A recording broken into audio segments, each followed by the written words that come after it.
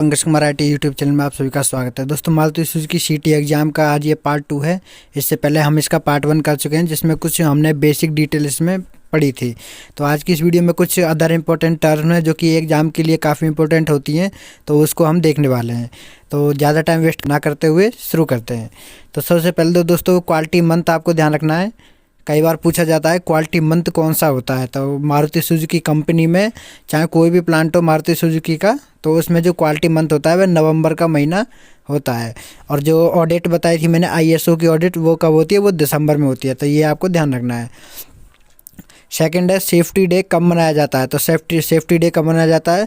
हर महीने की 27 तारीख को यहाँ पे कंपनी के अंदर सेफ्टी डे बनाया जाता है। ठीक है, सेफ्टी डे कब मनाया जाता है? हर महीने की 27 तारीख को।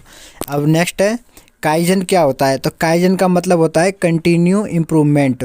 आपने देखा होगा कंपनी में जो भी शॉप है, वेल्ड शॉप है, प्रेस शॉप है या फिर पेंट शॉप है, तो उसमें काइजन एरिया ज़रूर होता है। काइजन एरिया में क्या काम होता है?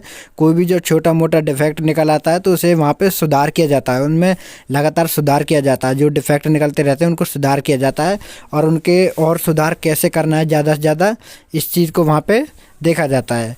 तो काइजन का मतलब क्या हो गया? लगातार सुधार। ठीक है, तो ये आपको ध्यान रखना है। नेक्स्ट है रोको टोको। दोस्तों, ये रोको है, रोको टोको। रोको टोको का क्या मतलब है? रोको टोको का मतलब है खतरे के लिए सचेत करना। यहाँ पे रोको टोको कोई चीज़ नहीं है। यहाँ पे रोको टोको एक वर्ड है जो यूज में किया जाता है किसी को खतरे से बचाने के लिए या फिर सावधान करने के लिए। उसे रोको और टोको, ठीक है, तो इसी चीज़ से लिया गया है। रोको टोको, खतरे के लिए सचेत करना। ठीक है, कई बार पूछा जाता है ये, और क्या कहते हैं, जो FT के एग्ज़ाम में ये पूछा गया था, एक बार इंटरव्यू में पूछ लिया गया था। ठीक है, तो ये काफ़ी इंपॉर्टेंट हो जाता है।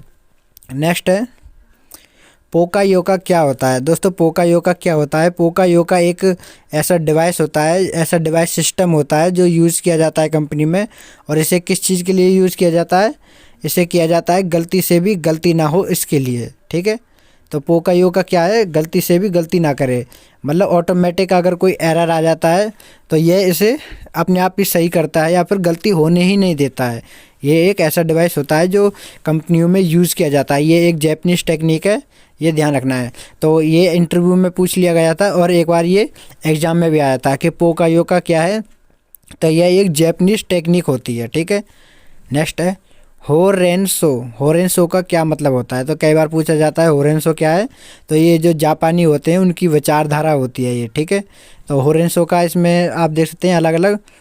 सबसे पहले हो का मतलब है सूचना देना। सूचना देना, बिना कोई भी देरी किए, बिना विलम्ब किए हुए कोई भी काम है या फिर कोई भी घटना होती है या फिर कुछ भी होता है तो उसकी सूचना देना बिना देरी किए, तुरंत सूचना देना। क्या कह सकते हैं हम? तुरंत सूचना देना। रेन मतलब बताना, उस बात को बताना बिना देरी करे। शो का मतलब है विचार विमर्श, उसके ऊपर विचार विमर्श करना। ज़्यादा टाइम नहीं लेना विचार विमर्श में, बिना देरी किए विचार विमर्श। ठीक है, कोई भी बात है उसके ऊपर विचार विमर्श करना, तो इसका मतलब है होरेंसो। होरेंसो का मतलब एक बार देख लीजिए दोबारा। होरेंसो, होमी ने सूचना देना, रेन मतलब बताना, और सोमी ने विचार विमर्श करना। तो ये हो जाएगा होरेंसो। नेक्स्ट है फीफो। फीफो का क्या मतलब है? फीफो का मतलब फर्स्ट इन फर्स्ट आउट, पहले आओ पहले जाओ। तो आपने देखा होगा अगर कहीं भी कंपनी में जाते हैं तो वे एक लाइन से मतलब जब भी ज्वाइनिंग होती है तो तब आपने देखा होगा आपको लाइन से ले जाकर वहाँ पे बिठाया जाता है। तो पहले आओ पहले जाओ, मतलब आगे पीछे नहीं दौड़ना होता, भागना नहीं होता। अपनी एकदम लाइन में रहो, या फिर कोई भी काम कर रहे हो या फिर कहीं पर जा रहे हो तो वहाँ पे पहले आओ पहले जाओ। ठीक है, फर्स्ट इन फर्स्ट आउट, पहले आओ पहले जाओ।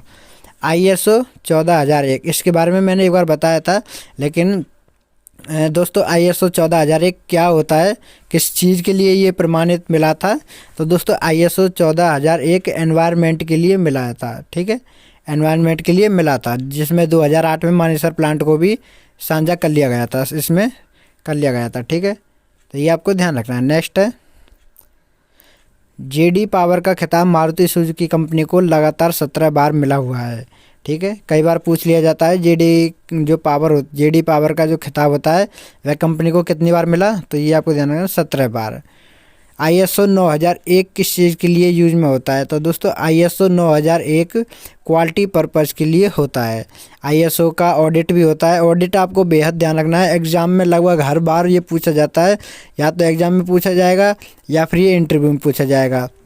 और FTE के लिए तो ये काफ़ी ज़्यादा इंपॉर्टेंट है।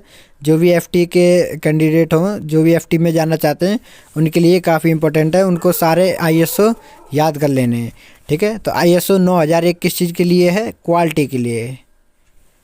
उम्मीद करता हूँ आपको समझ आ गया होगा। तो दोस्तों उम्मीद करता हूँ आपको ये वीडियो पसंद आई होगी। मेरा दिया हुआ जो भी कंटेंट है वो आपको हेल्पफुल रहा होगा। अगर आपको वीडियो पसंद आती है तो वीडियो को लाइक ज़रूर कर देना, और आप चैनल पे नए हैं, अभी चैनल पे पहली बार विजिट किया तो चैनल को सब्सक्राइब कर लीजिए, क्योंकि मैं इसी तरह की रोज़ वीडियो अपलोड करने वाला हूँ और डालने वाला हूँ, जहाँ से आपको काफ़ी ज़्यादा हेल्प मिलेगी।